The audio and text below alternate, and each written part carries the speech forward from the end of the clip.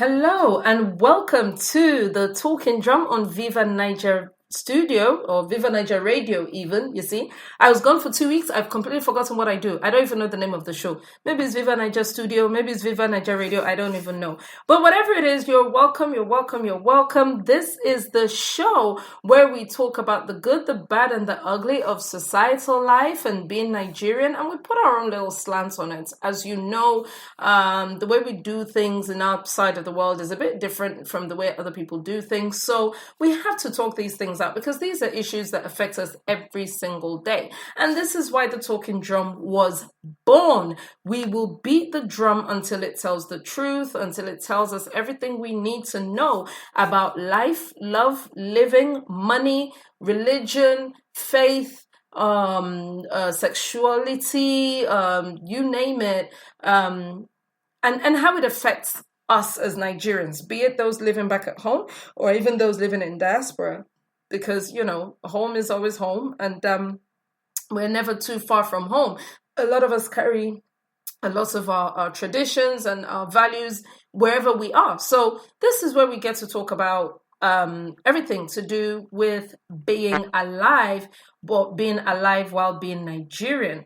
Now, I don't normally do this show on my own. I tend to do it with a group of friends. These are the members of the Bad Gang Club, and I'm waiting for them all to join me as we come on the show. We already have a couple of people on board, so we're just gonna have a listen and just see what people have to say. First of all, yes, the two people I actually really want to talk to and I actually want to yab are already in the studio. So let's go in no particular order. Rachel of America, how are you? I am fine, excited about this topic. I want to look for trouble. You are actually going to be a fantastic part of this show because there's a lot of things I want to ask you, especially based on who you married and why, and and did that pose any problems for you starting up or when you were planning on marrying them? So this is actually something that I can't wait to deal with. If for any reason, Rachel, you're using a hands-free or something, if there's a way you can bring it closer to your mouth, there's a little bit of a distance, but I can hear you, but you just sound a little bit far away. Can you hear me better? This is perfect. So the other person in the studio is my caped crusader, my savior, my stand-in, the person who was the wind beneath my wings while I was away. So I went on a jolly for the last 2 weeks, and Bimbo, also known as the Queen Bee of the Bad Gang, came to the rescue and actually held the shows. Hi, Bimbo, how are you? Hello. How are you? Welcome back. Thank Don't you. leave me with these vultures again. No, they're not really vultures. It was fun. But like I said, try not to leave me unsupervised again, okay? Okay, I need adult. if I'm ever gonna leave, it's gonna be between Saturday and Tuesday nights. I'm not gonna do anything that interrupts Talking Drum or Apricot Hour from now on. But how did you find it? How did you find holding shows and talking to people and all of that? It wasn't actually too bad. Once we kind of worked out the whole technical issues and everything, yeah. wasn't too bad. There were moments where I was kind of like, okay, I'm going to keep rambling on so that I can at least keep the show going and everything. But yeah, it wasn't too bad. I mean, to think of something sensible to say, it's not a joke, Yes. Yeah, And it's also particularly quite interesting to know the role to play between, well, am I a moderator or am I a commentator? Am I allowed to have opinions, or do I just ask questions and see what people have to say, and also to try and articulate your own thoughts while listening to other people speaking, because someone will say something and you're like, oh, that reminds me of something I want to say, but then of course you can't interrupt, so you wait for them to finish talking, and then you completely forget what you wanted to say, or the conversation has taken another route entirely. So Thank you Exactly. so much. We'll be doing more of this. As you know, this is not called the Rachel Show. Anybody at any time can host the show. It's always refreshing to hear a new voice, to find out what people think. Of the different speakers, the different hosts, the different people. I try to make it a habit of always surrounding myself with people who are more intelligent than I am. So, any of you could hold the show and could completely kill it. We just hope the gods of technology will stay on our side from now going forward. So, would you guys like to hear what today's topic is all about? Well, I'll tell you. The topic is, what do you do when your friends or your family or society in general doesn't approve of your partner? So you've met someone, you like the person, you're keeping it on the DL because, it's not everything people do that people will say, because you want to know if it's going somewhere first. If it's going somewhere, so that you'll make the announcement at the right time. And then you call up your mom or your dad, or you call up your best friend and you say, guess what? I met someone. Well, it's been a few weeks now. I just didn't really want to say anything, but I really think you could be the one. And actually, to the point where I'm thinking we might even get married. We might even take this all the way. And you don't get the reaction you expected. You don't, no one comes across like excited for you. Nobody wants to talk about it. And instead they say, that's one. How can you marry that guy? Or how can you marry that babe? Ah, but you're Muslim now. That guy is Christian. Are you sure he's going to let you practice your faith? Or vice versa? Or, oh, so out of all the Yoruba men in London, you didn't see one, that it is Omo Igbo that you now want to marry. Oh, I see. You want to go to Biafra, right? Or they say, oh, how can you marry him? His whole family, they are known, whatever it is they are known for. They are known gangsters, or they are known this one, this one. Oh, what about this one? Isn't he a high school dropout? Seriously? Seriously, you want to raise your kids with someone who didn't even finish secondary school? Seriously? Do you really want to deal with somebody who doesn't take education seriously, or who, what is he going to say to the kids? The day your kids, all of you ruffling someone or rustling something, the day your kids want to drop out of school, what advice is he going to give them, since he himself didn't finish school? So, what happens when people whose opinions you care about, of course, I'm not talking about the guy down the bus stop or whatever, people whose opinions you actually care about do not approve of your impending union? Do you say, oh, to hell with them, and just continue dating the person, or even going so far as to marry the person, and then saying, listen, mommy and daddy, if you don't want to come, that's up to you, but I'm going to marry him, or I'm going to marry her? Or do you say, well, hang on now, we picked June the 16th for the wedding, but actually I think we should wait until November and see if maybe they have a point, and let's talk through some things? Or do you say, what's you? My father and my mother must have seen something that they know that I didn't know, blah, blah, blah, blah, blah. So therefore, if they think this, then they must be onto something, and then you dump the person, the guy or the babe.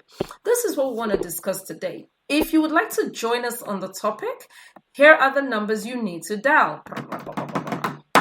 If you're in the UK, please call 0330-998-1261. If you're calling us from America, please dial +1 712 770 4032.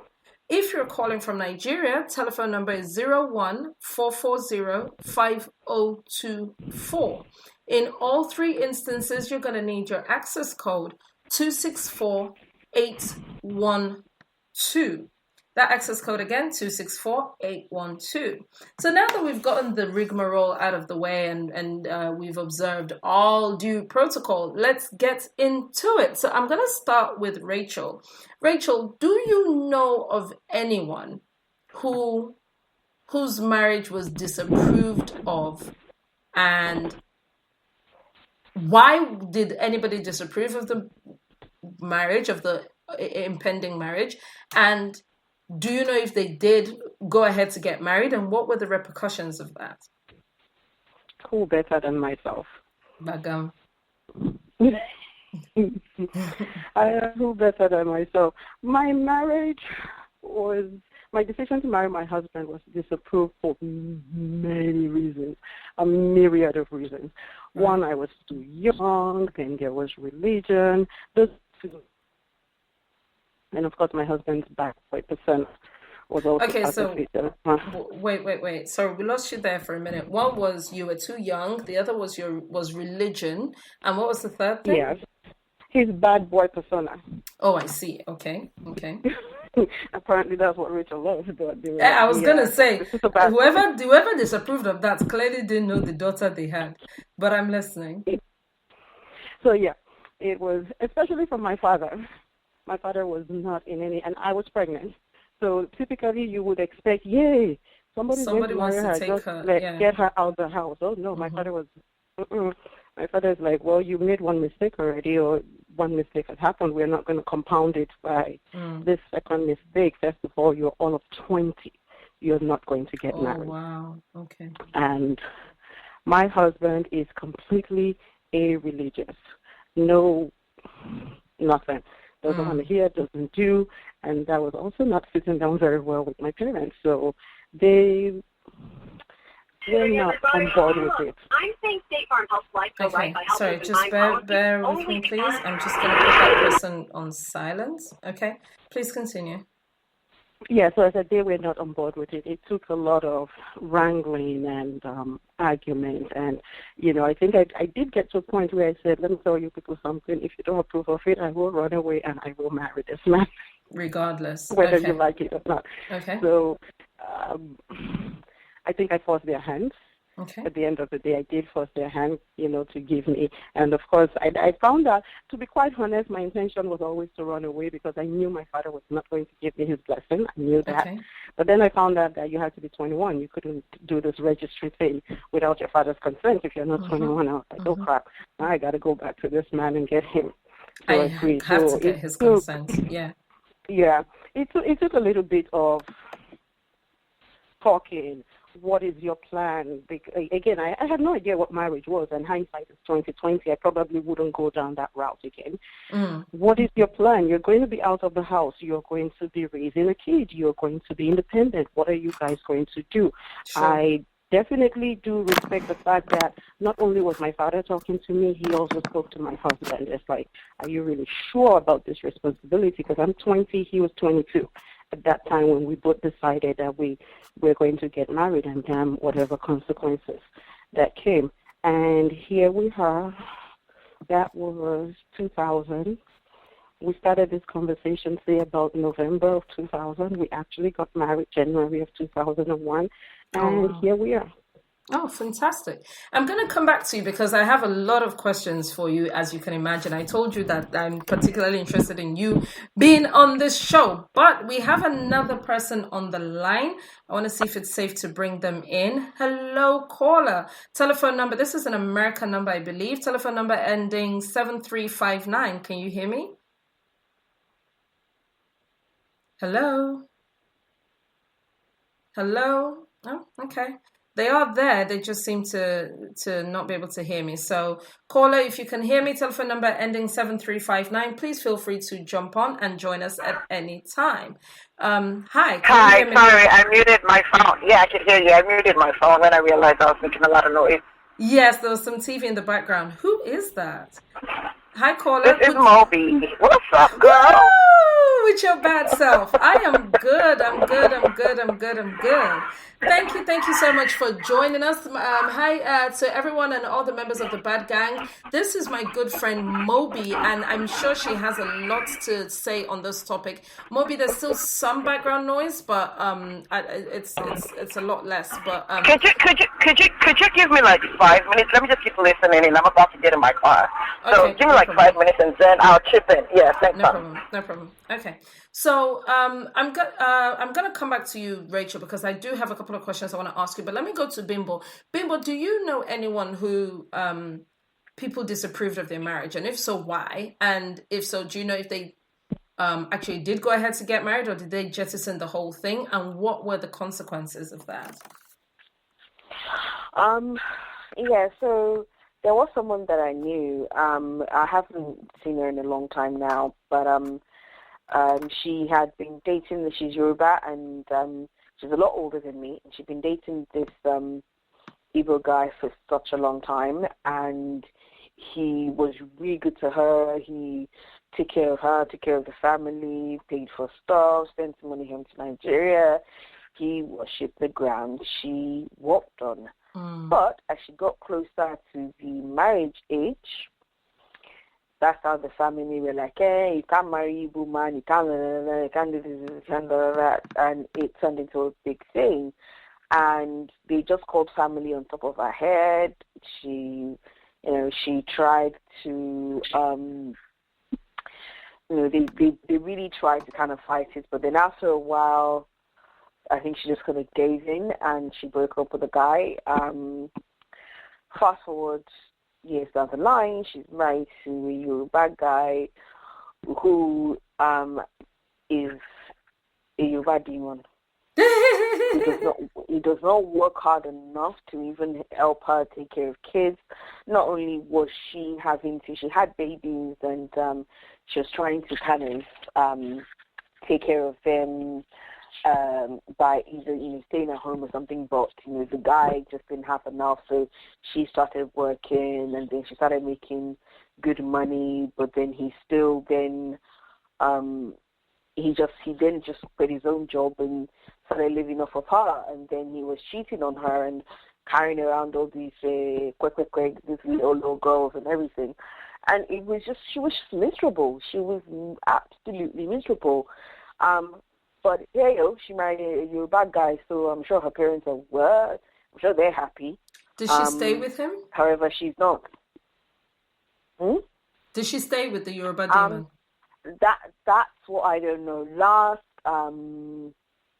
I knew, she was kind of like, she was really complaining about the guy, and maybe she should stay or she should not stay.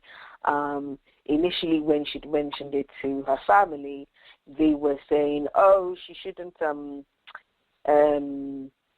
She shouldn't leave. Is it not? What is it that is the marriage that nobody has seen before?" And I was sort of telling her that, look, these people that did not give a crap about your happiness to begin with, and instead by force she must marry someone because they are not of the same cultural background.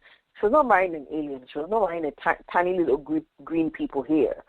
She was just marrying someone from a different cultural background, someone that they've known for years. I think they've been together for like almost 10 years. But someone that they didn't have a problem with when they were dates. So you were saying that he took care of her, and also to an extent part of the needs of the family. They were dating. They were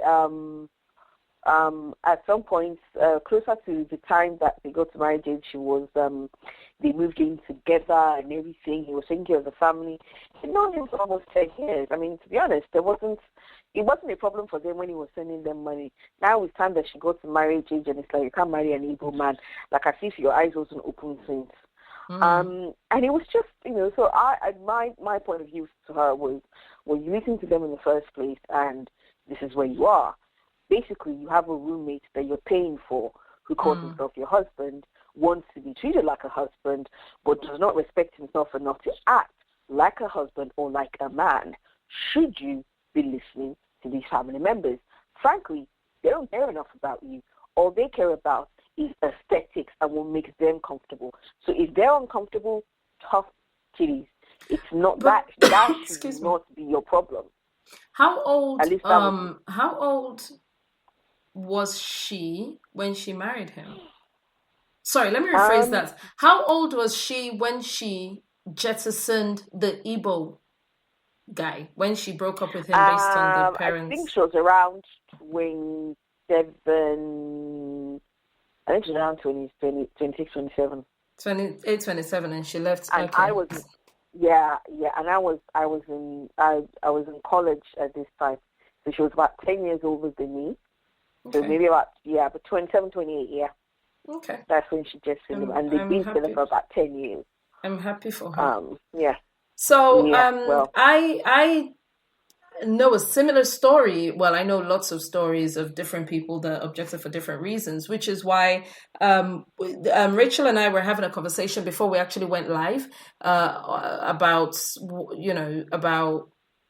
the things that we thought people would mostly say, which is health. We thought, people would say, I be Rachel, wait till I talk, that we thought people would say, this one is SS, this one is AS, this one has rhesus negative, this one has rhesus positive, and all sorts of things. But that is not what we found when we dealt with the blogs and we dealt with the group chats and we dealt with all sorts of things as to, what it is that people could say and what it is that people couldn't say. And we also need to talk about, which we'll get to later, but we need to talk about this parental influence and why it is that our parents have finished raising us. So in Rachel's own, I'm still kind of ambivalent because the father did right. He was trying to protect a child who, quite frankly, had proven that she couldn't protect herself. She was 20 and she was pregnant by someone else, by the way, who wasn't the guy who wanted to marry her. So I can understand a father stepping in for a 20-year-old and be like, clearly, I'm not sure that you can always be trusted to make the right decisions. And I just want you to consider some certain things. But Rachel's father also did something that I consider very mature, which is he also talked to the guy as well. But I'm curious, when parents want to tell a 27-year-old who they can and can't marry, why do we have this kind of parental influence, particularly in the African culture? I know the Asians have some of it as well, but why is there such such strong influence up until today, and why do the kids respect that influence so much? Let me go to Rachel. Why do you think there is such an influence, and why do you think the kids respect that influence as much as they do? If you can hear me, Rachel. Yes, I can hear you. Can you hear me? Yep, absolutely. It's cultural. In our culture, the relationship between a parent and child is very different from what you have outside of our culture. So it's more of an authoritarian relationship. The parent tells you what to do, the child does what the parents say, and the problem with that is many parents do not realize when they've raised adults. Yes. And it's time to back up.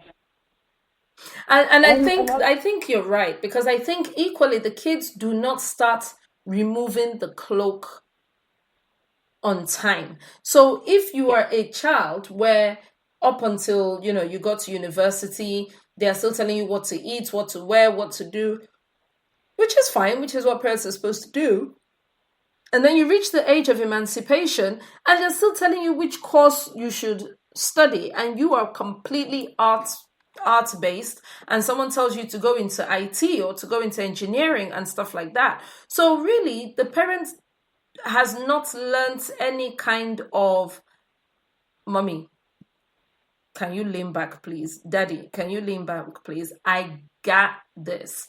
Because there's no, the breastfeeding never stops. There's no weaning. There is no gradual removal of the complete totalitarian authority over the child. So in that scenario, because we also see it all the way down into marriage, where people are like, so what kind of wife did you bring to us that can't have no children or can't do this or can't do that, blah, blah, blah, blah. So who do we think is at fault with this parental influence and the enormity of it? Who do we think is responsible for this? I'm going to go to Bimbo. Oh, sorry, Rachel, please continue. Yes. Oh, sorry. Yeah, I was going to say I think it's a two-way street. The responsibility lies with both the parents and the kids, or adults to still function as kids.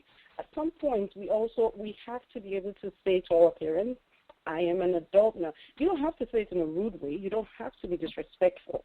Like I said, my father was like, absolutely not. And a great part of it was because, yes, I was in a place where I had made stupid decisions that put me in danger. But, yeah, he never liked my husband to start with because my husband was we grew up together. He did not have a good reputation. It was like, you're going to marry someone, not him. He's bad, bad, bad. But even at 20, I think I've always been someone, I knew what I wanted. And I knew that I was going to marry this man. I mean, at once I would have said I was 21 and I didn't need his permission anymore, and I would have still done it. It was also, thank God the man is a bit of a reasonable person and able to, converse with him and get him to see my side. I was still able to say, Daddy, this is going to happen. It may not happen now because I do need your permission now, but the day I clocked 21, it was going to happen. I would walk into the registry, marry him. I wanted to make my own mistakes, and as much as I said those words, because it was all about you make mistakes, it will not be right. Let me make my own mistakes. Let me learn from that. That's how you grow. And kids should not be afraid to say that to their parents. But as African kids, most of us are afraid to say this to our parents. I think I agree with you. And even when you do try to buck the trend and you do want to have this conversation with your parents, we do get a lot of parents who take it personally and do the whole unless it's not me who carried you for 9 months, unless it's not mothers you all need to calm down with the manipulation and the emotional guilt tripping and all of that stuff. Bimbo, if you're there, what do you think of the influence that parents have, and whose responsibility is this a trend that you think maybe we might one day be able to do something about? Yeah. Okay. So I think it's at some point it is the fault of the child. At some point, it starts with it's the fault of the parent, and then it transitions into the fault of the child. I've always maintained that you get to a certain point where, of course, culturally, you can never outgrow your parents. The respect has to be there. But people mistake respect for dictatorship. Yeah.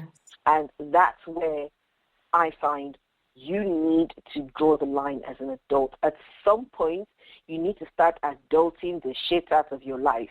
Yes. You need to let your parents understand the fact that they might have given birth to you, their DNA contributed to you existing. However, you are your own human being. You cannot exist for them. You cannot base your life for them. You have to be able to have your own life as an adult. You want to get to the end of your life and you want to understand the reason why you made some of the choices you made. Imagine lying there of the last moments in your life, and all you can say is, oh, the reason I married that person was because my mother told me to. Your mother that is human, that is fallible, or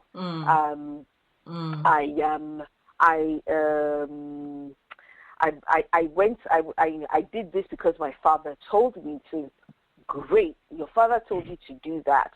Whether it then ended up well or not, you still need to be able to justify some of the decisions you make as an adult. This is one of the reasons why you grow up. This is one of the reasons why you transition from your brain, even physically, your brain it grows more. Your frontal brain grows more. You learn. You're able to adapt. You're able to learn. You're able to evolve, and this is the reason why, is so that you are able to make comparable decisions. You can look at a situation, either work with the facts, work with the emotion, whatever it is, whatever questions you need to ask yourself, you need to ask it, whether it's spiritual, whether it's logical, any of that stuff, you need to be able to do that. Oh, that's a good one, spiritual. And make that decision. So if you are able to do this, if you are able to get to certain points where you look within yourself and you separate what your parents have taught you, what your parents know that, again, are fallible. And this is the part that I keep kind of coming back to, the fact that because somebody pushed you out because somebody gave you their DNA does not equate them to being all-knowing and all-seeing. It does not. They're human. We know some people, I know some people, where their parents are atrocious human beings. They might have, whether they loved you or not, some of them are atrocious, some of them are great, some of them are legends. And you can love your parents and respect them without letting them dictate to you. So that, me, is my belief. Is at a certain point, you need to tear yourself away from the dictatorship of parents. Okay, thank you very much for that. So we now have 2 more members, and I would like to bring them in. Bimbo said something about spirituality, and we are going to 100%. In fact, that's the next one I'm going to touch on now, before we even, because it's biting my body right now, even as I think about it. We have been joined in the house by the Barry White of the Bad Gang. Hey, Dolakbo. Hi, ladies. How are y'all? We're fine, thank you. It's been so long. See how I'm giggling at the sound of your voice. Dolakbo, did you miss me? I missed you. I said I should get... Stop forming for us, you decide to take your birthday to America. Is that the way we do it? Can you imagine? Selfish. Dolakbo, everybody has already finished insulting me now. Why did you now add to the insult? Because he was peppering my body now. I was already thinking, in fact, your birthday was on a particular day that we were supposed to have a show. Yeah, it was on a Wednesday. It was on a Wednesday. That goes to show you how much I kept it in my memory. It was on a Wednesday. You guys, I'm so sorry I wasn't here. If it's any consolation, I am so fat now. They had to put me on a wheelbarrow when I got down at Gatwick. It was ridiculous. The Americans eat like I've never seen that kind of thing before. And anyway, let's move on because I know these insults won't end. Moby, who was online earlier, can now join us. Hi, Moby. Let me know if you can hear me. Hey, perfect. Is my sound better now? Much better, yes. All the background noise is gone, so we can absolutely hear you. So, I want to run this by you, and I'm going to ask Dolakbo as well. Do you know anyone, I don't know if you've been able to follow the show, do you know anyone who people disapproved of their union? And if so, do you know if they did go ahead to get married? And do you know if or did they scatter the union? And whichever decision they took, how did that pan out for them? Okay, so I like to use myself as a huge example on a lot of things like this. Okay. And hi to the rest of the panelists. My own marriage is a huge... I've been listening, and it's beautiful to hear that even though some people's families, friends, parents disapproved, they still went ahead, and everything's still working out well. Mm-hmm. Mine was the totally opposite one, though, because, yes, you said something a while ago about mothers talking about if it was not me that carried you for 9 months. Believe me, I was chuckling in my car because those are my mom's exact words. Yep. You know, I had dated this dude for 3 years. Into the relationship, year 1, year 2 was just one scandal and drama or the other.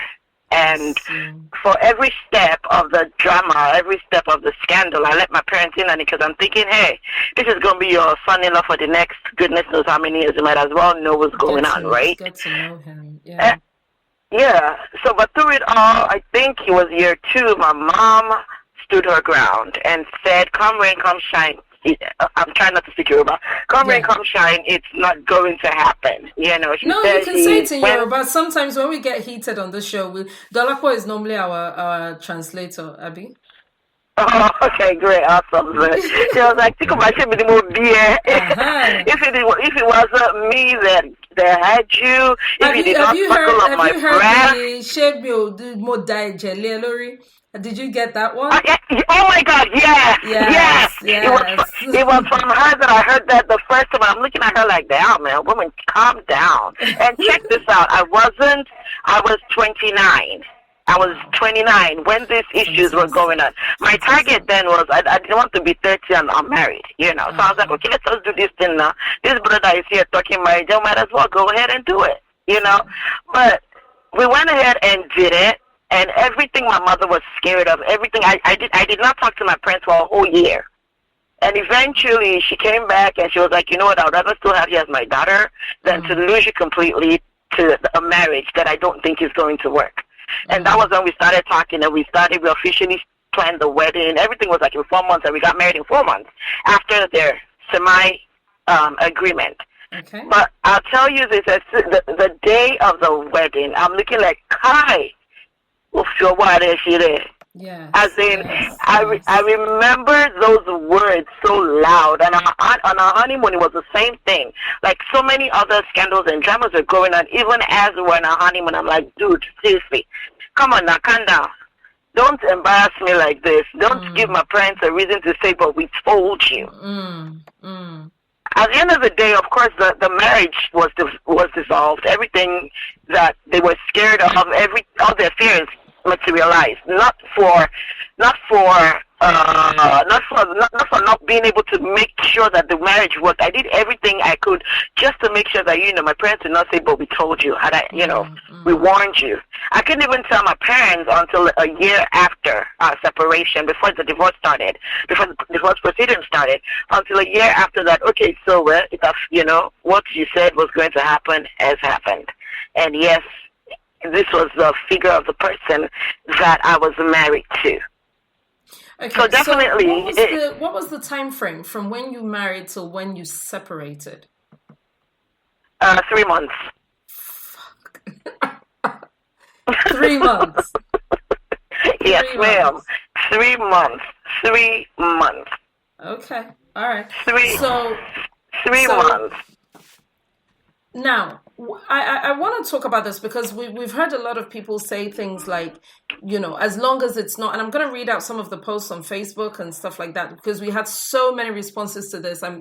This is a topic that I just picked off the cuff, and it always happens like this. Rachel can testify. The topic that we spend a week putting together and stuff like that, they sell the market. But then we'll have 1 or 2 topics that we're like, let's chuck this out there and let's see what happens. And those are the ones that, just resonate with someone and people come through and talk to us. So I want to get to the bottom of why do we think parents do the kind of advice that they do? And why do you think... Because there's some people, obviously, who did not listen to their parents, and that worked out really well for them. And there's some people who did listen to their parents, and that didn't work out well for them.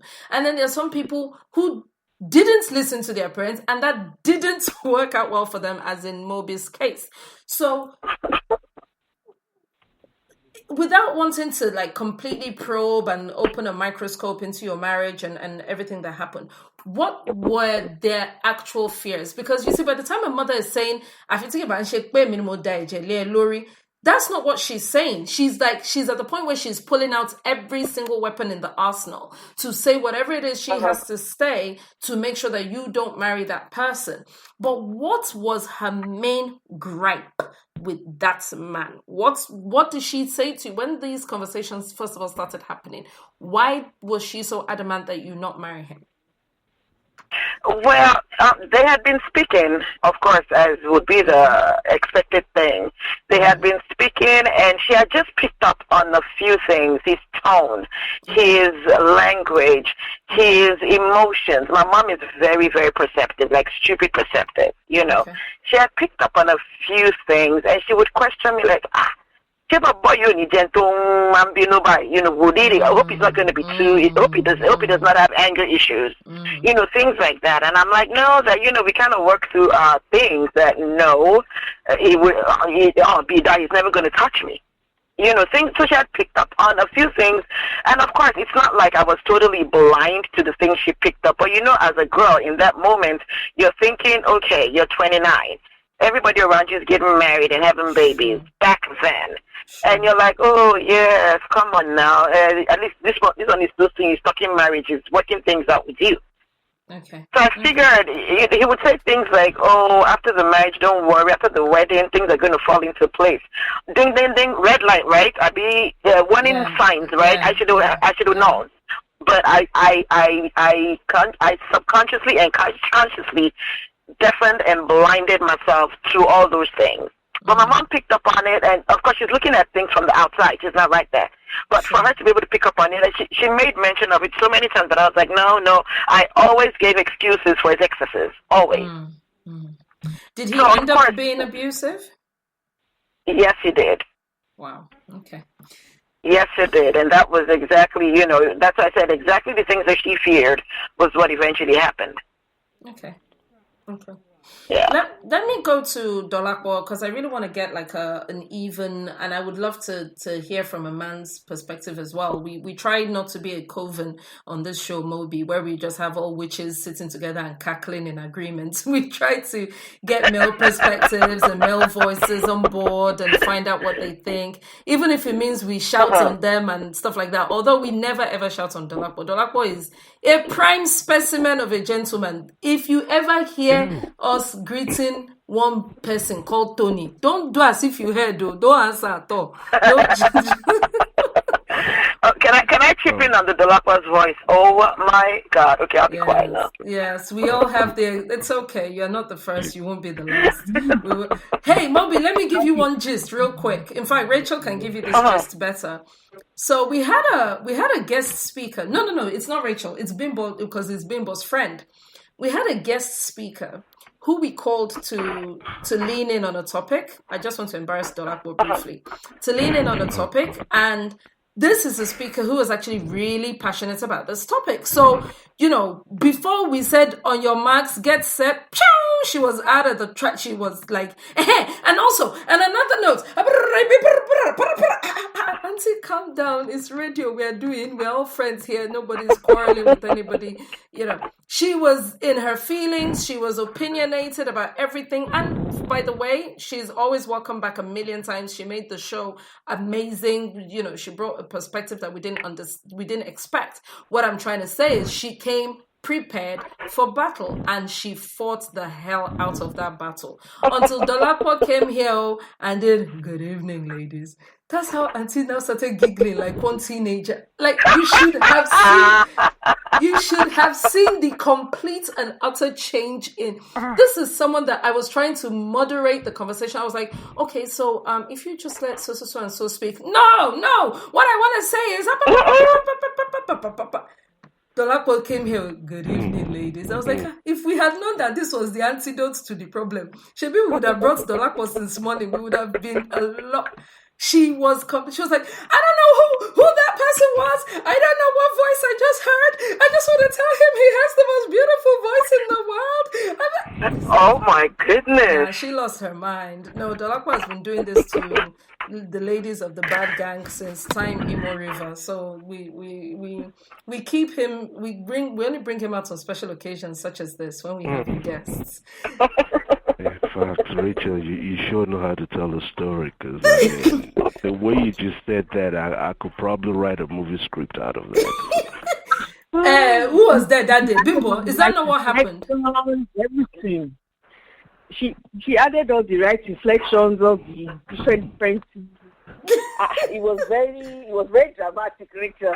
I wish it was that dramatic, but it was totally dramatic. Your friend was on a roll until Dolakwa came on the air. No, she was on a roll. Yeah, that much I definitely agree.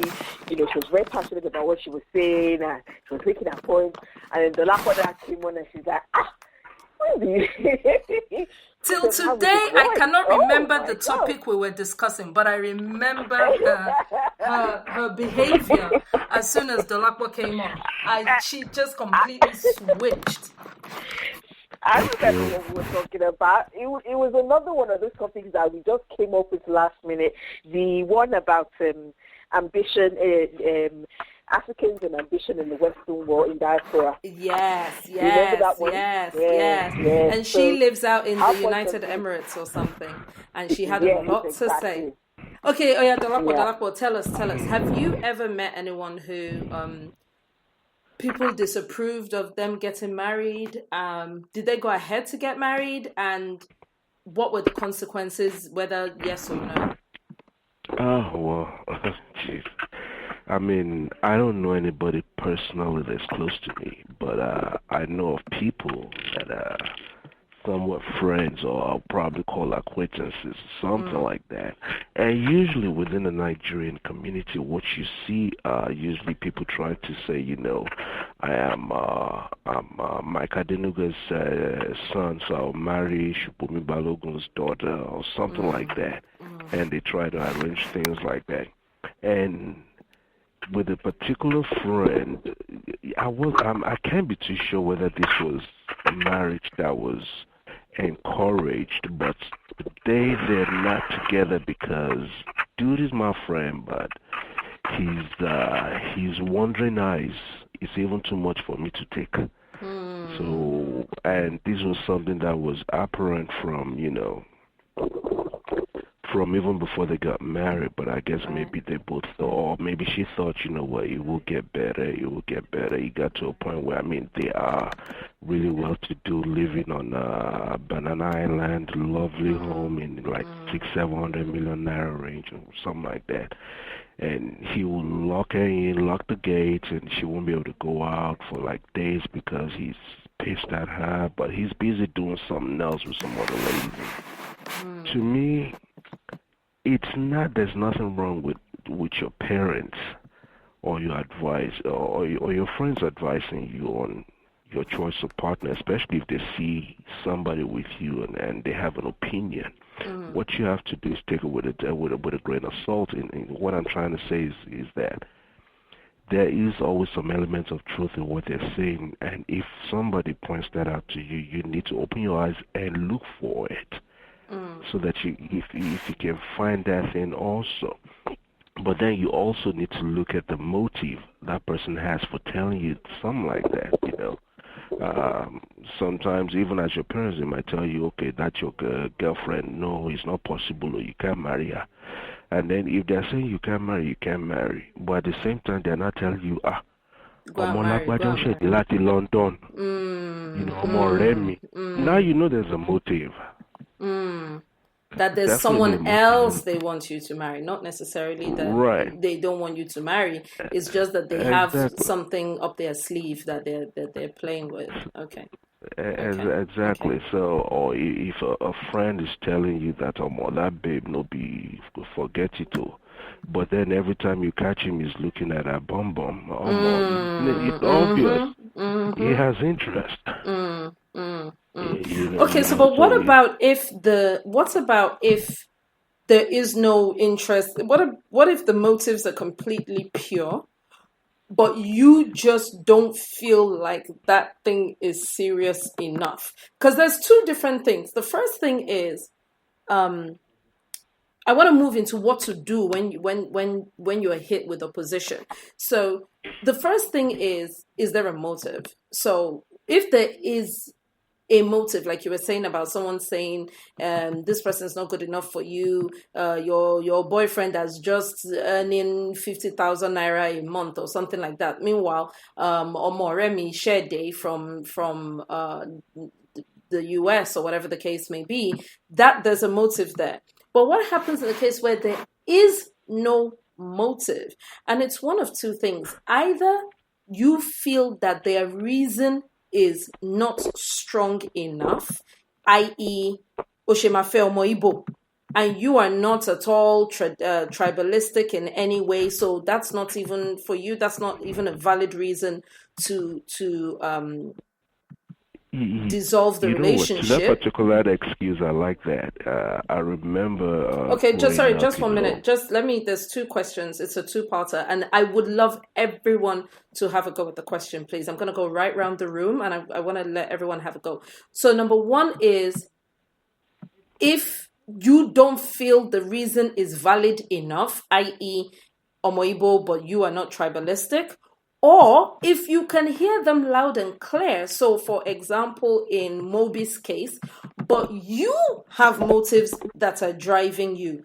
For example, age is not on my side. It's not like as if mommy is just talking nonsense. So, but I'm not about to jettison this whole marriage based on this reason, because I actually don't want to stay single anymore. So what does one do when one is faced with opposition? So Dolapo, go ahead and tell us about this Igbo Yoruba thing, and then if you could, please help with the other questions as well. Yeah, I remember growing up that my mom used to tell me two things about who I can marry. Well, it was one. I don't know if the other one was just organized for my own conviction or whatever. So, because I remember, how moms. I grew up as this stubborn, rambunctious, always out and everything, getting into stuff and whatever. That's the kind of kid I was, right? And so I was one of those kids that their mom will go to a lot of karaoke for prayers and all that kind of. I can't imagine it today because you turned out so. Anyway, continue. So, and it was one of those journeys to karaoke where we went to meet the pastor or the alufa or whatever, and he came down from the prayers and then made the statement and said, "Don't let your daughter marry a light-skinned girl." Your son married a light-skinned girl. Okay. So I felt like, okay, did she know because I had a girl that had another eye on her, she was kind of light-skinned too and everything. So I just felt like that was staged for me. Oh, so mommy maybe had a word with Alpha, and Alpha, quote unquote, saw vision of the color of your girlfriend. It's all right. Exactly.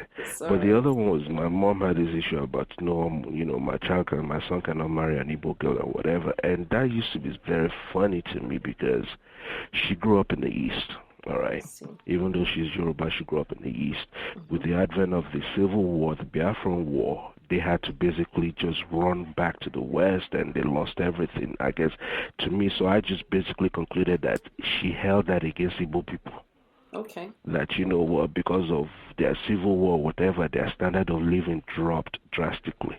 So that's why I say one has to look at motives. To me, you can't marry an Igbo girl, but my mom speaks Igbo fluently. But she never opened up to you, so it's not like she had a personal experience. No, I mean she will color it with all sort of things that she fears she has, or fears that her friends have expressed or whatever. An Ebola daughter-in-law would not help you if you have things that you're doing like a celebration. They won't be there to help you. The way we do, come out to help us with the cooking and all that kind of crap or whatever. And I kept going. You know what? When I got older, I just said, you know what? I don't have an Igbo girlfriend right now, but you know what? You're not going to dictate what happens to me. And I used to remember seeing my dad when my dad would just kind of like just sneak her behind her back like, well, boya wa de luma no ma bom wesu. Exactly. So those were kind of irrational fears, and that's what I was talking about when I talk about motives or whatever. To me, I felt like, okay, the Igbo people, she felt the Igbo people basically were responsible for the drop in lifestyle she had growing up, because she grew up with parents that were working in Shell, BP, and all that stuff, and they had to come to the West and now move to our, what do you call it, Abule or something like that or whatever. Yes. So, to me, it's irrational, but one has to be very careful with this. I mean, if your parents tell you don't marry, the approach is not to now go and say, no, you can't tell me what to do. I mean, no, you don't burn bridges that way. No. You have to be diplomatic about it. And besides, your intended spouse also has a role to play. He has to win them over. Okay. I'm not sure if I answered all the questions. I'm just rambling. Absolutely. Yeah, it does answer the question, actually. I'd like to go to Moby. So what happens if, in your case, like if you could do your time over again, would you have done anything that I think you would have still married him, because at that time you wanted to get married. So there's that. But would you have handled the communications with your parent? Because you know what I think? I think a lot of the people who succumb to the pressure and dump whoever it is they want to marry at the end of the day, I think the reason they do it is because they feel like, Who do I want to, if we're having problems, I can't call my parents to come and mediate. He can't call his parents to come and mediate. And Feni, Ebila and Fe, we don't marry one person, we marry the whole family. So if the whole family don't even approve of me, nobody wants to go and say, oh, we're having a fight. Even if it's not a fight that has anything to do with what the parents disapproved of, all of a sudden the answer will be Shebi Anikoma Fe. So what a lot of people who tend to succumb to is based on, I don't want to go through this journey without my parents if anything should happen. So if my question to you is, obvious, I think if you had to do your time again, you probably would have still married him. But do you think you would have handled what your mom said? Would you have maybe waited, extended the engagement period, or would you have maybe, do you think you'd have done anything differently? Like you said, at that point there was a lot of desperation, yes, sprinkled into my decision to be married to him. And I like what Dolakwa said about not burning bridges. That was the mistake I made, because I burnt the bridge between, communication-wise, between myself and my parents, because I just did not want to hear any oppositions. I did not want to hear anything. Now, what would I have done differently? Number one thing, I would not have burned those bridges. Yeah. I learned that later in life. I would have continued to let my parents and my family in on things that were going on. It wasn't like maybe I told them every little thing, it wasn't that kind of thing, but at least our relationship, as much as I could let my family into it, I would have continued to, that 1 year that we did not have a relationship, we would still have had it. Now, maybe within that time, communication would have improved between myself and my mom, that would have been able to, I've been able to hear her, actually hear what she's saying, and actually, sit down and analyze things on my own. Maybe that would have led me, like you said, to have an extended courtship, an extended engagement, as opposed to an instant marriage, because as soon as they gave their go-ahead, we were married in 4 months. Wow. I did not want that opportunity to run away, because I was like, before they change their minds again, let's do this. So definitely one thing that I would have done differently, or one thing that I know that I'm doing differently right now, is making sure that the lines of communication is always open. Yeah. Another thing is, I've learned over the years not to give excuses for the excesses of any partner. No. I would rather be in a sane place where I can make rational decisions. It's not a matter of stars in your eyes and you're in love and butterflies in your stomach. No. Where reality strikes, you want to be able to make sure. Absolutely. You want to make sure you're making the right decision. Yeah, that's what I would have done differently. Okay, so let me go to Rachel. We already know, we know both Rachel and Stella are just headstrong and they're going to do what they want to do anyway. But do you think you would have done anything differently if you look back at 20-year-old Rachel, who didn't, was at a point where she even wanted to run away and get married to him? Now you can say, different from Moby's case, now you can say, I was right because it worked, or I was right, Shebi, we're still married today. But do you think you would have handled your parents' reservations any differently if you had to do your time over?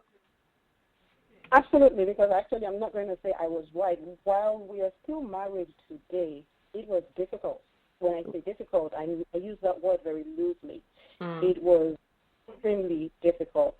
Definitely parents have a foresight that you as a child don't have. Hindsight is 20/20. Once the honeymoon went by and all the paths that were beautiful went by, I fell into a depression. Wow.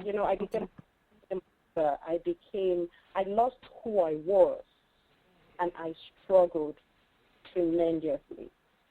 I was afraid to come back home. I did speak to my parents, but again, I was the one who said, to hell with everything, I am doing this, let me make my mistakes. And when I realized, Rachel, you have really done it this time, I didn't know how to go back. And grateful for the fact that I come from a background where my parents pulled me back. I needed that time. So I actually left my husband for about 18 months. Oh, really? Fantastic. I would love to hear more about this. How long into the marriage did this happen? Fantastic. No. I mean fantastic as in great. It's because there are people who are dealing with this every day, and it's great for them to know. You. I know. Is it not? Is Abimbola that said it, Abi? It's the kind of thing Queen Bee. See ahead. But there are people who are dealing with this every day, and I love the fact that you can come out today and say "Omoko easy." You know, it's not as easy and short as Moby's case, and it's not as easy as it was 100% successful. So it's the layers that I love. So how long into your marriage did you go back home? This was actually about a year into my marriage, and I will tell you guys, I hope you're sitting down, hold on to your seats, because you're going to get another revelation. So like I said, I got married, the honeymoon phase, it was nice, it was good, I had the baby, and everything changed. I didn't exist anymore. It was difficult. Out of the blue, we started to fight. If you ask me, and sometimes when we talk about it, I have no idea why we were fighting, but we fought every single day. And I'm not talking just small fights. We fought bitterly. Sometimes it got physical, and I refuse to define it as abuse because I am every bit as aggressive as he was, and he was a soldier at that time. So when this 20-year-old girl did not know how not to push someone's button, when I was pissed off. So Rachel, come closer to the mic for me, please. We're losing. Okay. It was bad enough that I did get to the point where I considered ending it all. Wow. And it was at that point that I had to go home. So when I came back home to my parents, I came back home broken. Like, I felt like I had failed.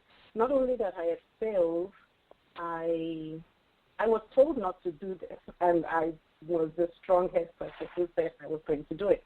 So there are really no words to describe how that feels when you're coming back home with a tail tucked in between your legs, and it's like, where am I tucked going with to a baby start as well.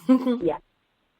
You know, where am I going to start from? You know, is it school? What am I going to do? And at that point in my head, I was done with the marriage. Like, listen, forget this shit. This is not all that it's cracked up to be. I don't want to do this anymore. And it took another 14 months before we reconciled. And we did this on our own. So what does reconciliation look like? He used to come by the house. You guys used to talk. What did you remove? At this time, I was in Nigeria. He was in Germany. Okay.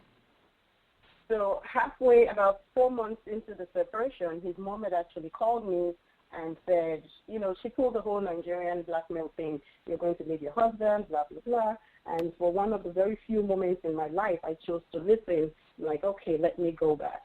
And that mean husband of mine did not show up at the airport to pick me up. Wow. When I called him, he said, I didn't ask you to come. Oh, wow. What are you doing here? I didn't ask you to come. And so I turned back again a second time because I was like, rejection is the very worst thing to happen to you. Yes. I felt rejected. So I got to Frankfurt, say on a Friday, on a Sunday, I called my dad, he bought me a ticket, I came back to Lagos. Now, that was another level of depression, because bear in mind, when you're traveling, everybody comes to see you off and all that stuff, and you're back in 2 days. So then everybody's looking at you like, what the heck is wrong with her?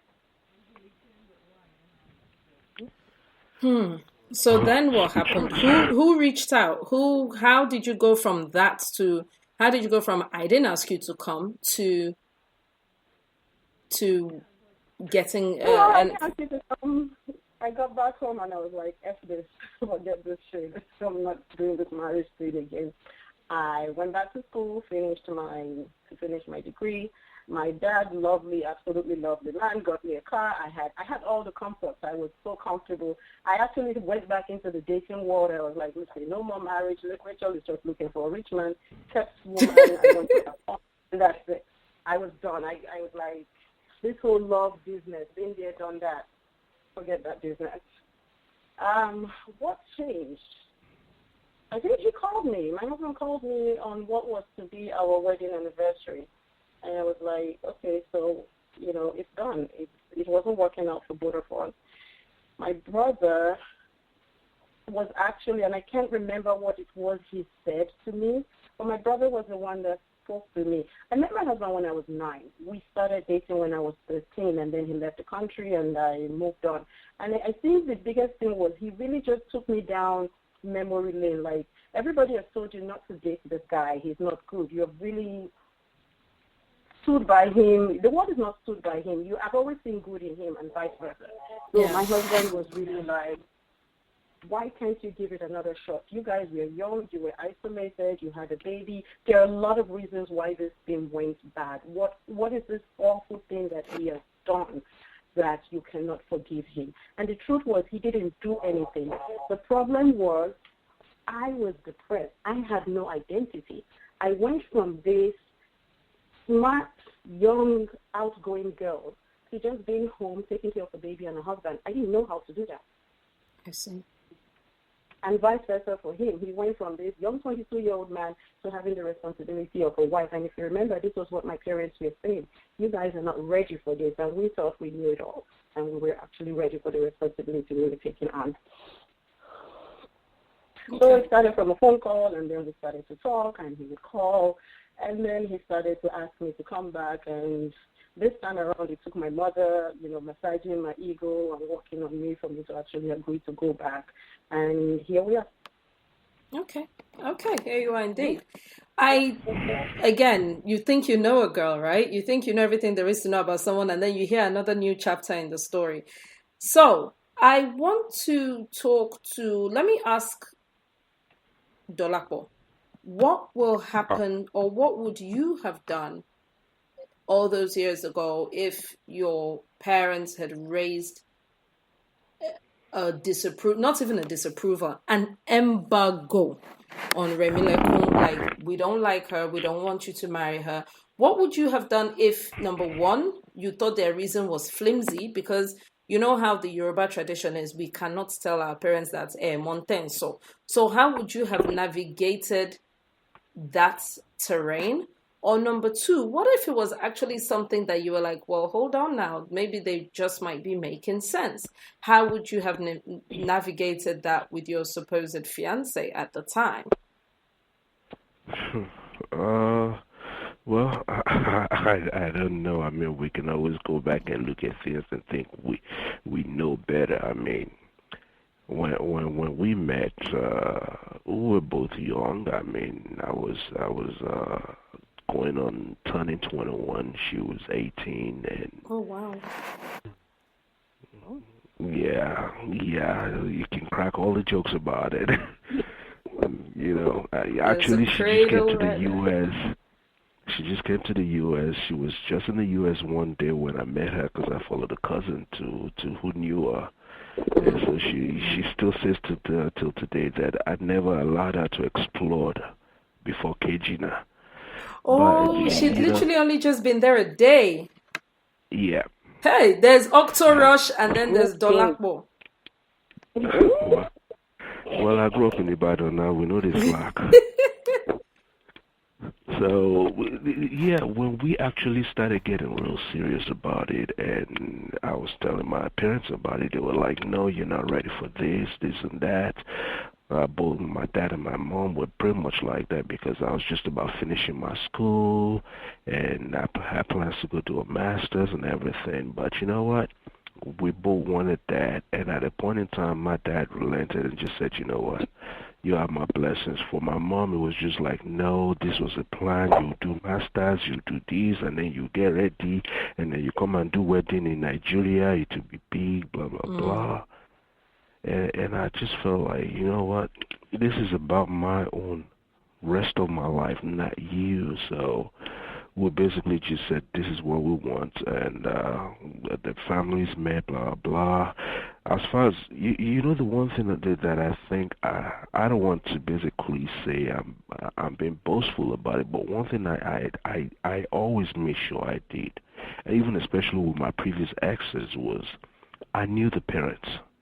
Okay. And I was always there to make sure that they knew me properly. Yeah. So that it won't be a case of, okay, they don't know my personality.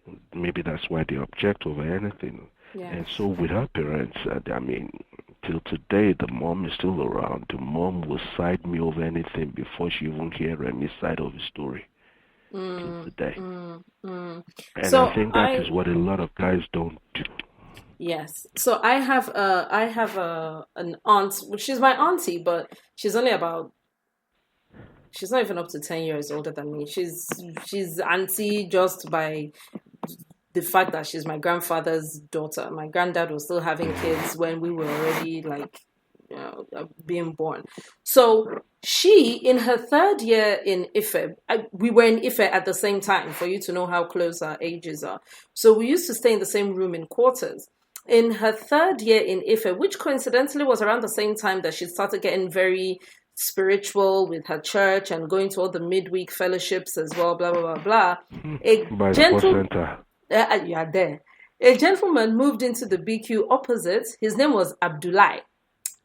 Abdullah is Hausa, and he has Hausa tribal mark, black, but he was there to do his master's. So he turned up with a Benz 230E and everything. He was a man. He wasn't our mate at all. He wasn't early 20s. Abdullah would already have been maybe mid-30s, maybe almost going on to his 40s.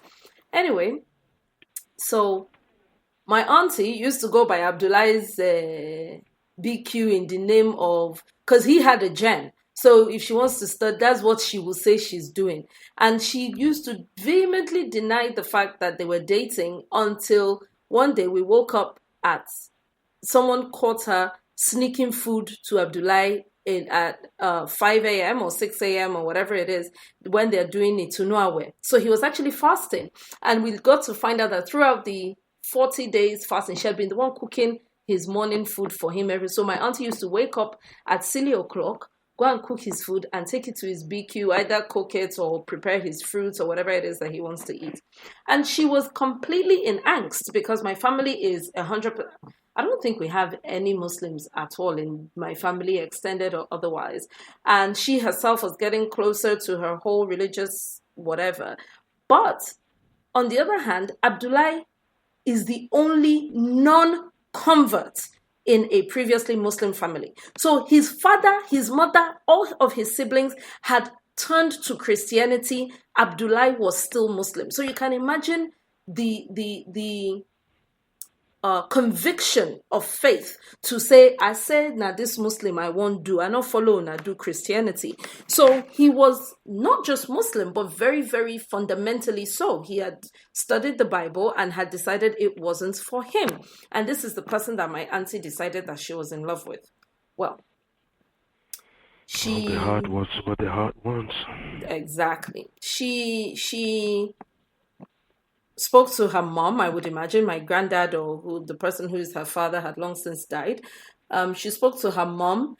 It was a long, drawn-out engagement because, it really wasn't funny. We had no Muslims, and we couldn't even answer basic questions like, so are you going to come and do it in a church, or do we all have to tie veil and go and do nikai? Or what is the name of this love that you people say you want to do now, for God's sake?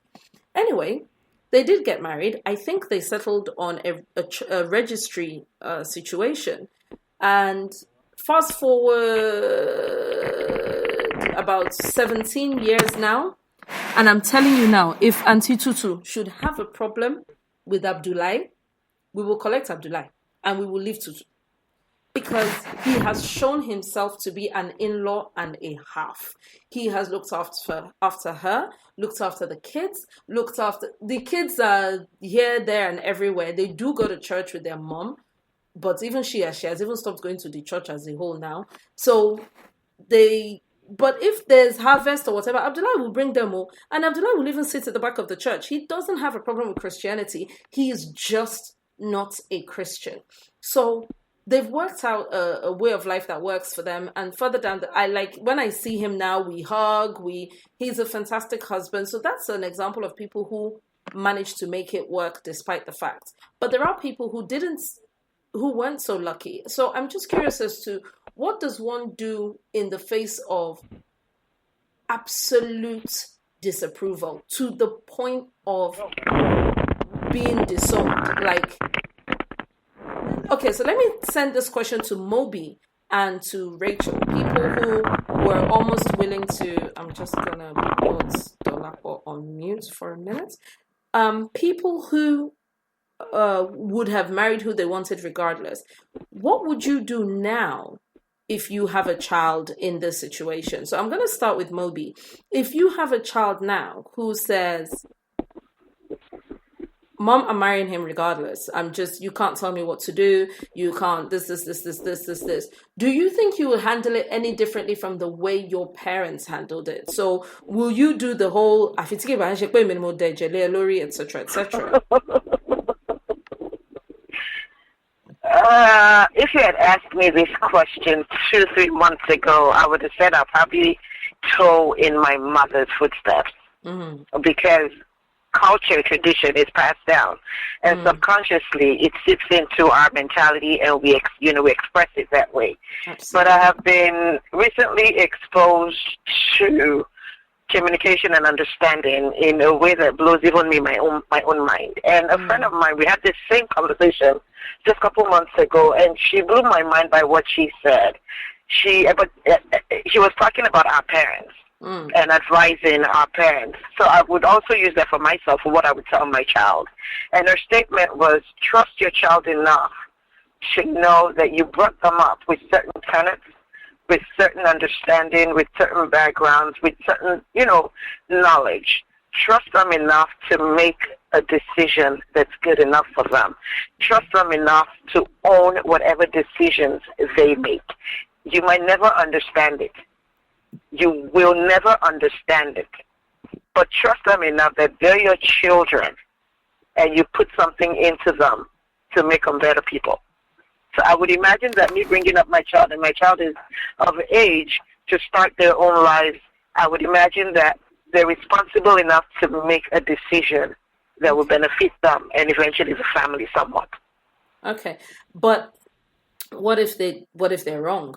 What if your instincts were completely right and the gentleman happened to be just an idiot, or vice versa? The woman happened to be a complete banshee.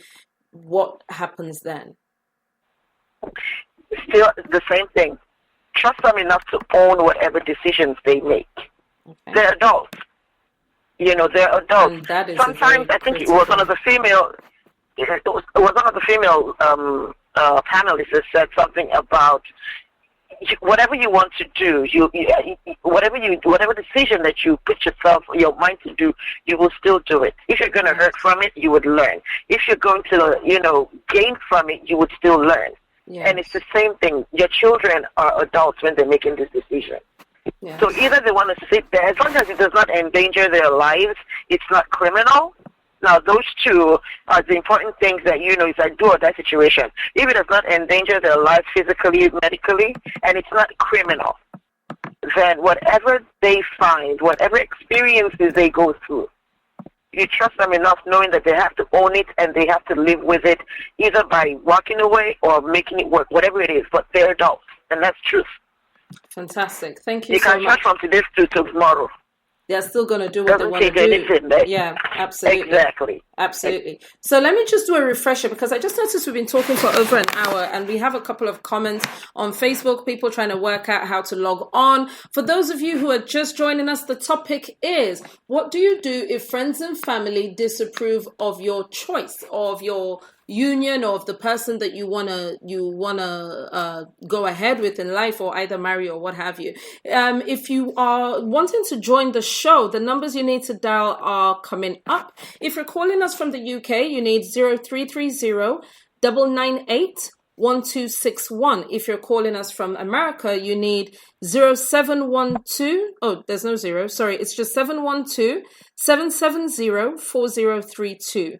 If you are dialing from Nigeria, it is 01440-5024. The access code in all three instances is 264812. That's 264812.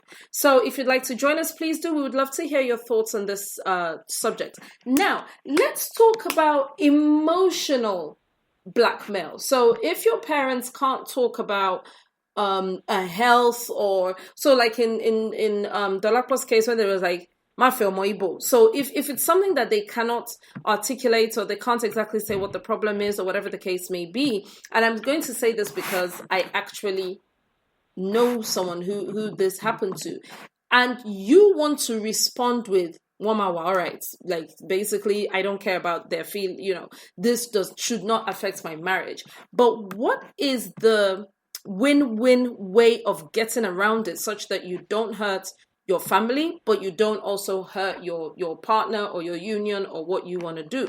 So there is a guy that I know. His wife died he must have been in his mid-40s or something.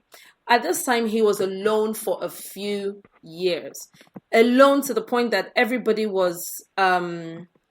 So to Rachel, if you could help me pass the message, Ola Connie, that is sending the message, she's actually based in the UK. So she just needs the UK dial. If someone can just make sure she gets that message, please. That UK dial is 0330-998-1261. And then, of course, there's the access code. So coming back to the story, when he would finally find someone, and people were on his case, like, do you want to grow old alone? Okay, you've done a miraculous job. You've raised these girls. So he had 2 daughters. They were now both, I think the oldest one had just finished uni or was coming up to finishing uni, etc., etc. You've done everything you were supposed to do. So you want to grow old alone? Do you want to blah, blah, blah, blah, blah, blah, all this. By the time our daddy will bust out the babe that he wanted to marry, this girl had actually gone to the same uni as his eldest daughter. His eldest daughter actually knows her, as in his bride-to-be was about 2 years older than his older daughter, I should say. He has 2. And he wasn't flinching. He was like, this is who I want to marry, and this is who I want to marry, and it doesn't actually concern anybody. His daughters wouldn't speak to him. His sister was in her feelings. Everybody was, in fact, the first church that they wanted to get married in, the pastor wouldn't marry them because the older daughter had gone there and said, she used jazz on my father, or she did something to my father. I've never seen my father come to this school. My father doesn't know her from anywhere. She's a gold digger. She's a this, she's a that, and the other. So that's just one example of when people frown on your relationships. But I guess what I'm trying to say in terms of the larger picture is, so there's a real issue of violence in Moby's case. There's a real issue of immaturity and just not ready to take on the decisions or the life decisions that they were about to make in Rachel's case.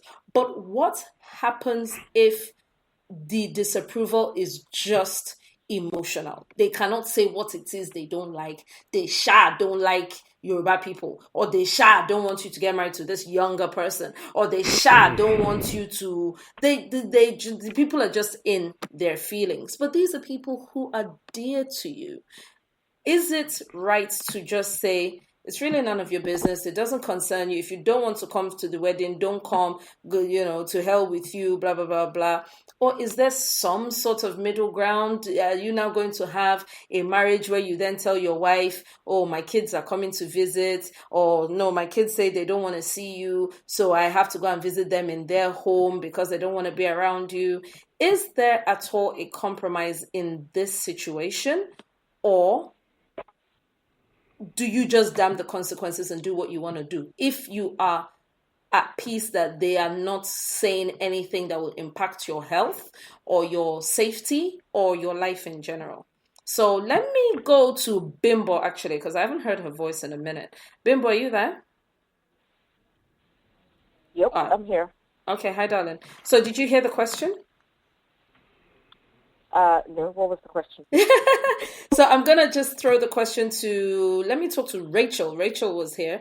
Rachel, maybe with you answering the question, Bimbo will get the hint. What do you do when the reason is not a serious enough reason for you to jettison your relationship? How do you deal with those delicate situations? I think as much as possible, there isn't enough reason to really eschew family and just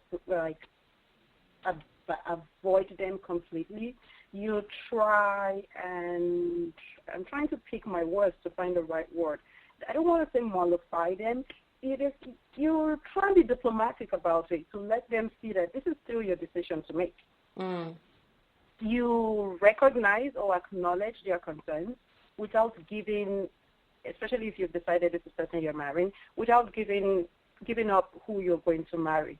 If after all of the diplomatic means people are still adamant and getting to the point of giving ultimatums, it is one thing I never stand by, really, especially in a situation like this. It's not like it's your husband or your wife. You really have no grounds to be giving ultimatums. If you marry her, I won't come to your wedding, I won't talk to you, then so be it. If you're going to really sacrifice all that your relationship is with this person because they are going to spend the rest of their life, and it's just a part of their life, actually, because there's so much about this person that's not all just marrying this person. So you want to give up all that you have with this person because you're marrying someone that you don't like. We are not talking of a scenario where they are cutting off their head and they're beating them up. You just don't like them because they're evil, they're short, they're tall. You're only 2 years older than me or older than me. We've got to recognize that people make their own decisions. Because I've seen that as well, actually, where like something like what Dolapo was saying about the fact that his mom actually speaks flawless Igbo. I've seen a woman forbid her son from marrying a particular tribe because she married a particular. So she was married to a Delta guy, an Urobo man, and he left her. He left her with a baby, and she struggled a lot in the early years before she found her feet and found a job and blah, blah, blah, blah, blah, blah. Fantastic. And she would not hear of an Urobo union. Like, there's nothing you wanted to tell her that would, if you say, oh, I met this girl, she's fantastic, her great-great-great-grandmother used to live in a house under an Urobo man. Nah, lie. You can't marry that guy. Cannot marry that girl, she does not want to have anything to do. So that's personal. That's just that person in their feelings about an entire tribe. But that person is your mom.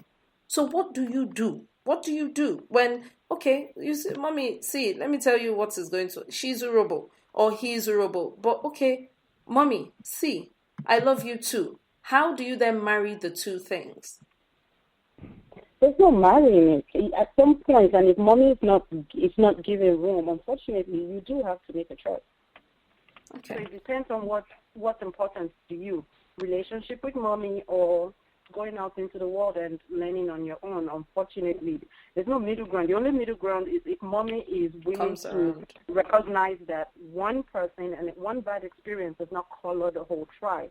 I know someone right now who's about 35.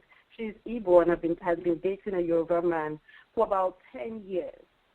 Mommy refuses to give her blessings. Yep. That is there. Yep. And they're stuck there. They can't move forward. They're not stuck. They want to stay there. They want to stay there. Dolapo, please, I'd love to hear your take on this. What do you do when the reason is not strong enough? I mean, I remember you were saying something about your friend who is a serial cheat, and that's fine.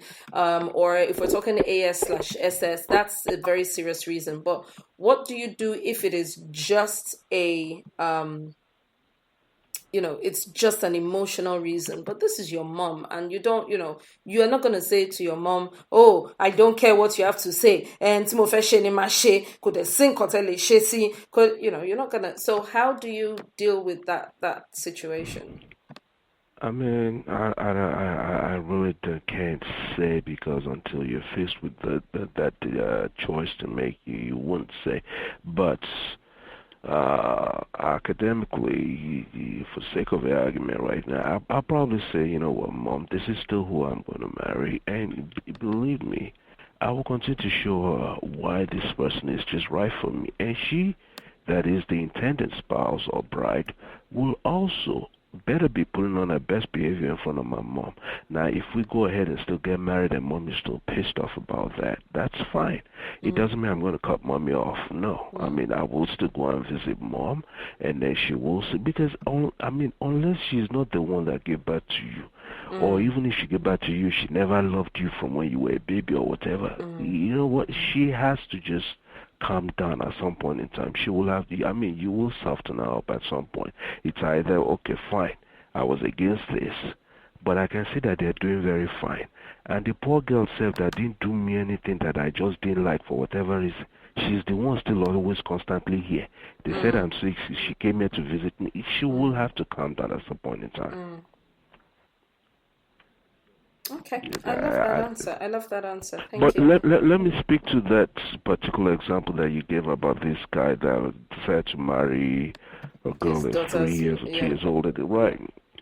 To me, I think part of the fear for his daughters has to do with the fact that maybe she knew the girl in school and she knew what she was about, or she thought she knew something about her. Yes, that could be one. She did say that. Did say that because she went to the church. The first church they were about to get married in, the pastor ended up not marrying them because he said he's not normally one to listen to gossip, but since these are not members of that church, as in the girl has come a couple of times and everything, he does not know her well enough to make his own decision. So apparently the daughter had gone there and spun an entire yarn about, oh, she carries runs. Oh, she has men come and visit her all the way from Abuja. Oh,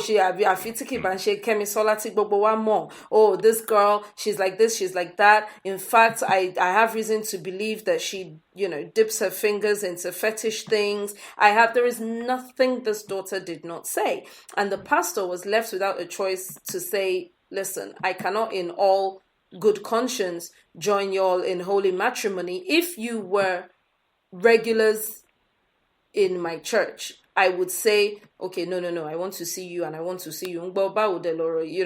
Do counseling X number of weeks, X number of months, or whatever the case may be. But I don't know, everything I'm hearing, and I'm looking at the age of everybody involved, and I'm looking at all these things, and something in my spirit ain't sitting right. So after praying over this, several times, I have no choice but to come to the conclusion that I cannot join the two of you in holy matrimony. If memory serves, I think they ended up doing religion. I don't think they even did courts. I think the man and his Smalley ended up doing traditional. I think they just did whatever it's called, momimo, or whatever you want to call it. So that's how it ended. I don't think the fight has ended. I don't think the daughters go by the house. I think they go by the office if they want to see their dad. I think because daddy's whole thing is, I don't even know if I can still have children. I don't even know that I even still want children.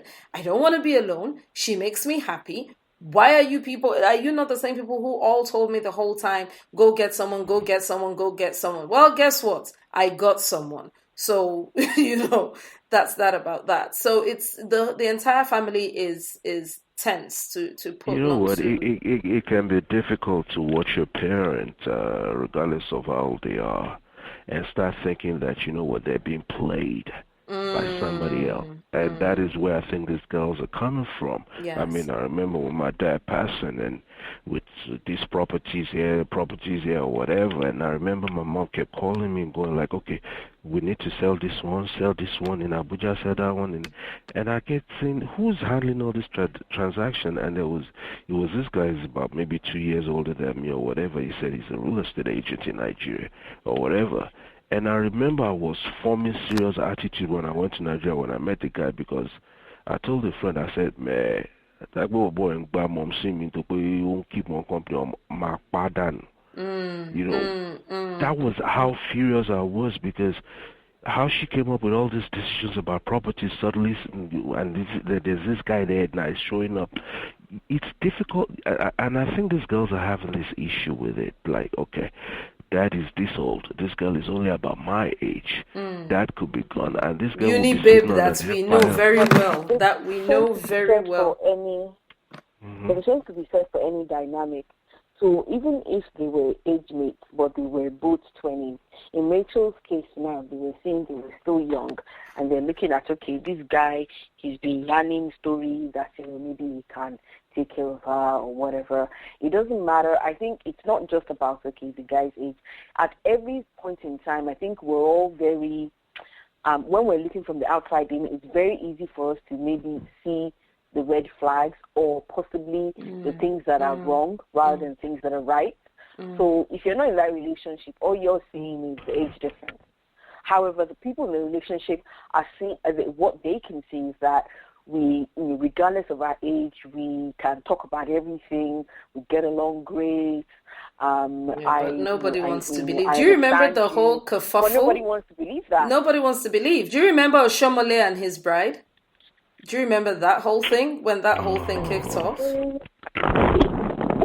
We were all talking as if Oshomole promised us inside his money. Like, nah, he can't marry this girl. He can't marry this girl. He can't do this. He can't do that. This is this. And they got married and they are where they are, The thing is, this time next week, people will go and eat another jollof elsewhere. So when we're having our thoughts or our feelings, are we actually putting the person's happiness long term into consideration? We have been joined by, I don't even know what to even call it. We need a name. No, it's not who you think, but it's almost as bad. Onijogbo. There's only one. Taiwo Oni ringtone.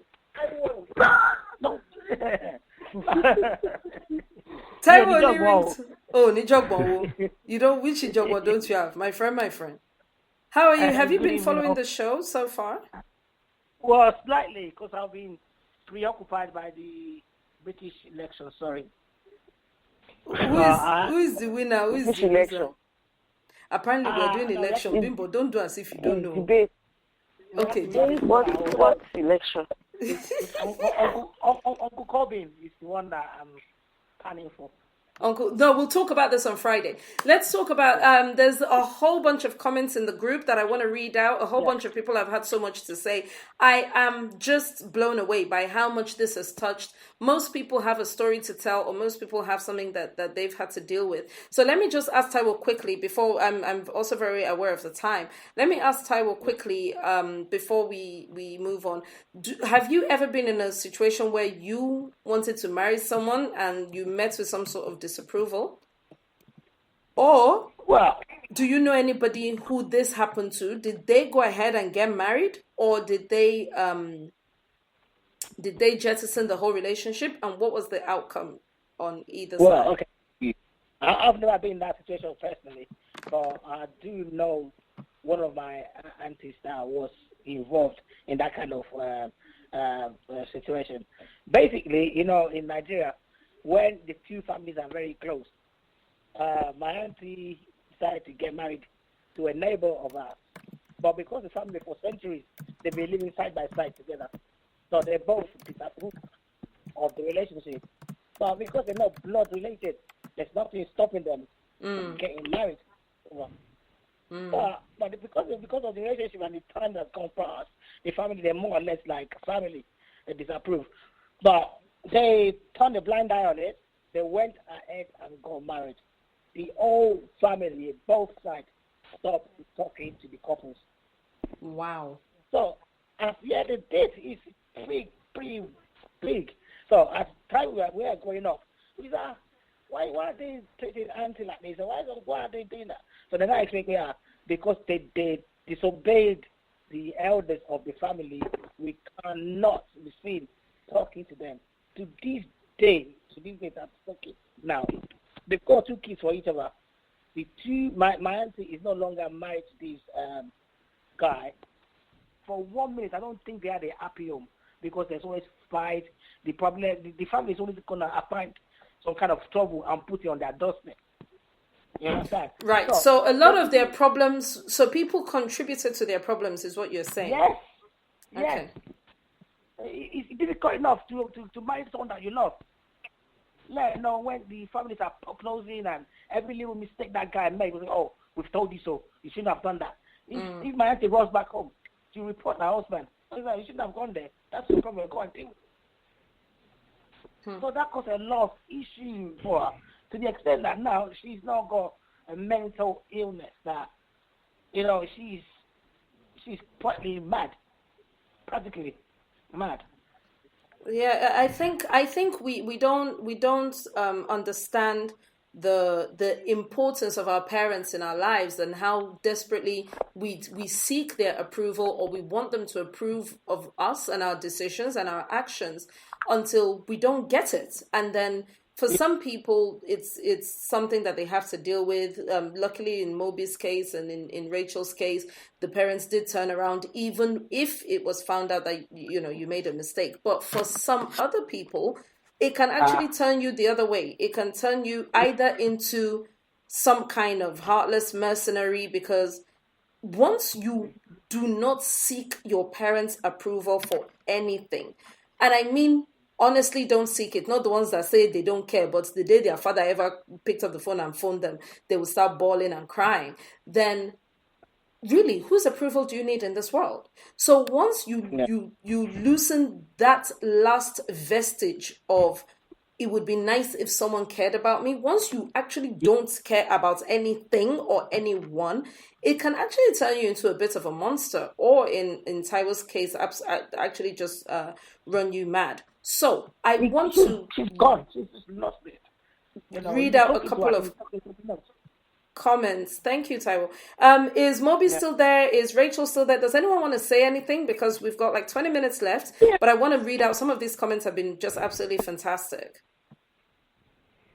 I'm still here. This is Moby. Hi, Moby. Let's hear the comments. So am I. Okay, fantastic. So unless anybody wants to say anything, I'm just going to read a couple of what we've got here. This one was sent to me via WhatsApp. Someone says, in a slightly different twist to the question, my father did not approve of my life period and choices, i.e., my decision to face the church seriously, choice of living location, choice of career. And he literally did not talk to me for 12 years after this. So he missed my wedding, he missed my children's birth, and missed my entire teenage to adult life. I invited him to my wedding, and not only did he spit in my face, he forbade the whole of my family from showing up. And they did not. Only my mother did. But I decided to soldier on and keep calm, refuse to be mad, and continue to pray. Eventually, very slowly, we got through it. We reconnected. Now my dad and I have a great relationship. My point is, sometimes you have no choice but to wait it out prayerfully. So that was one contribution by a listener. Thank you so much for that. From Facebook, Facebook has been a ruckus. Someone said this person is Kukuma a fire starter, so I'm not surprised. Evelyn says, without a valid reason, they can all go to hell. I was like, yes, but what if they have concerns about important things? Will you at least stop to consider what they're saying? Abi, you will still fashy. Another person, Kweju, my namesake, one fine girl like this. All Kwejus are fine anyway, so I'm not surprised. She goes, I shall take on board their concerns, but it won't affect how I feel. Evelyn says, as long as he's not battling one STD, he's not a kleptomaniac or an armed robber, serial killer or wife beater. If he's none of these things, they should vamoose. How is his income or anything else their business? So let me keep reading. Estelle says, I personally don't think I've reached that level where I can damn everyone and make such a life decision. I would have to weigh in their arguments and pick out the inconsequential ones like religion. But if I'm personally not comfy with some other things, e.g. genetics, then I am not doing. Which is quite interesting that someone would think someone's religion is inconsequential, whereas for some other people that would be a complete deal breaker. So that's quite interesting. Rachel actually responded to this. Rachel said, ain't that the truth for so many? However, is religion really inconsequential? I have seen quite many start out feeling this way, and it does become a significant bone of contention, especially once children are part of the equation.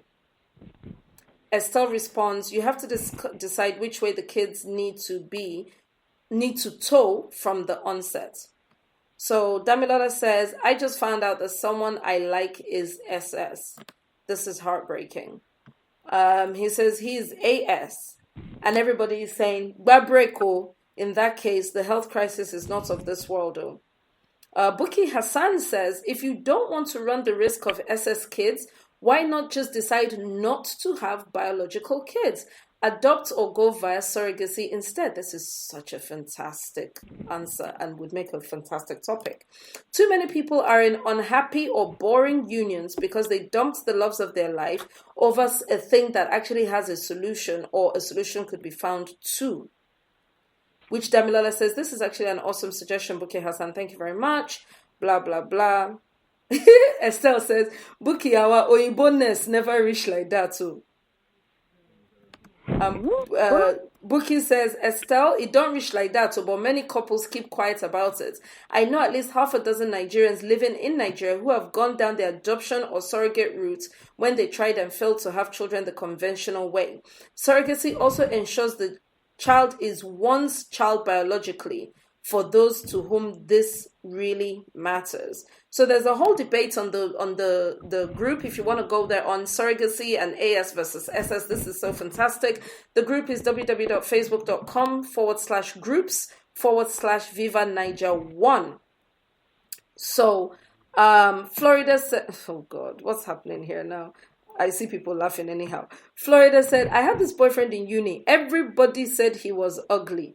Me, I know Sendo. Everyone know, including my mom. But love no gree me see road. We'd later break up, but it had nothing to do with his looks. Or maybe his looks made him insecure, which made him do some of the things that he did. I don't know. I shall know that if na marriage levels, I'd be more careful to dismiss people's objections. Not that I would take them unsifted, but I would really evaluate just to be sure. My mom disregarded advice about my dad's people. She said, oh, it's his father. It's not him that did all these things. Well, guess what? My dad ended up behaving exactly like his father. So now I did scrutinize family well. So, sorry, go ahead, Rachel. You were saying something? I mean, I laughed at when she said we scrutinize family, and I do get her point. I actually do get her point. But on the flip side, I mean, are we going to judge everybody for what their family or someone has done? At some point, you have to judge the person that you're going to be with individually and make a decision. I know everybody's different. Okay, but what about if that person has not had a chance to show his father's behavior? So if someone says, oh, you know, they come from the long line of philanderers and cheats or whatever, and you're like, oh, no, my boyfriend doesn't cheat on me, or my fiancé is fantastic. But is that genetic? It's not genetic. It may be nurture. Not everything has to be nature. Now. Yeah, it may be Obanle. He may be the person that, his dad used to take him in the car when he was going to see all his small babes, or his, I have an example of that, actually, of the nurture. So one of our close family friends, he'd been married before, got divorced. He'd been married before, got divorced, and, he was single and playing around for a long time, and people were kind of like, find someone. He finally did. People were very kind of, his close friends with, that almost kind of like family, were very, critical of, I don't know, she seems a bit, we don't know. Anyway, he married her, and people have been telling that this cohort of sisters, I don't know. Upon marrying her, anytime they have a disagreement, it just turns into World War VII. She will be screaming, grabbing his shirt. She will call her sisters. They will come, break bottle, scream, fight, break things in the house. Basically, they were like a conductor and area boys and area girls and omalata and tomato seller and fish seller, all together. Absolutely bonkers. I've seen them at a party before, and only one of them got looked at sideways, and they turned that place into Oshudi, my 12.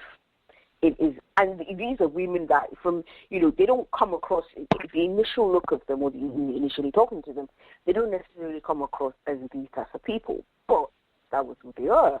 And these 4 sisters have been nurtured that way. Their mother is also a psycho-ass crazy woman.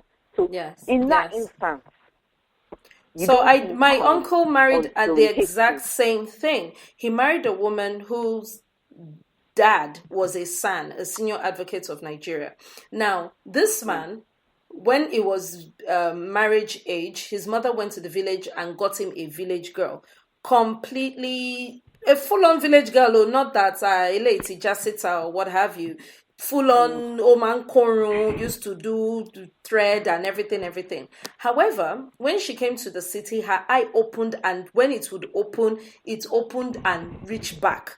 She's not the one that is the son, but she brought up her children with a complete arrogance of let everybody know who your father is at all times. Just a complete feeling of entitlement. The lady that my auntie married, that my uncle married, used to say, my mom does not queue in a bank. Even if she just wants to withdraw 1 naira, she walks into the bank and she asks for the manager. She does not queue for what? With all these dirty, stinking, smelly, sweaty people. God forbid. If the manager does not come out within 5 minutes, he just needs to know he's losing his job. Oh no, Nigerians don't like it when you take things easy with them. So you have to take things very strong with them. You have to show who you are at all times. This is that an excuse woman, of what crazy Nigerian people use? This woman actually had a fight with my uncle in double fours. I don't know if you guys know when double fours was raining. It was a full-on, there was a joint in, I believe it was in Ikeja at the time, called double fours. She had a fight with my uncle. You know when a couple are having like a little lover's tiff, and my uncle was busy doing... Look, let's just talk about this when we get back indoors. I'm not having this conversation. The next thing this woman did, she stood up and said, who do you think you're talking to? And she jacked him. Do you know what is jack? Like when someone grabs you by the scruff of your neck, basically. Who are you? Who the hell are you? Who is your Tani Baba Anilei? Is it me, a whole attacker that you are talking to like that? Let me tell you. Go and ask so about me. Go and ask so about me. Go and ask. So you see, that one is her mother's daughter. 100%. This story ended up it was Ovation that was reigning at the time. This story ended up in Ovation. Chevron surgeon, because my uncle was the medical director of Chevron at the time. And this woman jacked him in double fours. They had a full-on argument. You know the Black American, when you're weaving your neck and you're snapping your neck and you're giving it the full dramatics and everything. She... About to go shenane on you. She went shenane on my poor Dokita uncle that doesn't know what is shenane before in his life. So sometimes, and oh, by the way, I guess I should add more to this note. They were courting at this time. They hadn't even married. And and he still married her? He still went ahead and married her. And he later said he married her for no other reason other than he just felt she was the only one who could cope with his madness or who could cope with the blah, blah, blah, blah. And this is a story that actually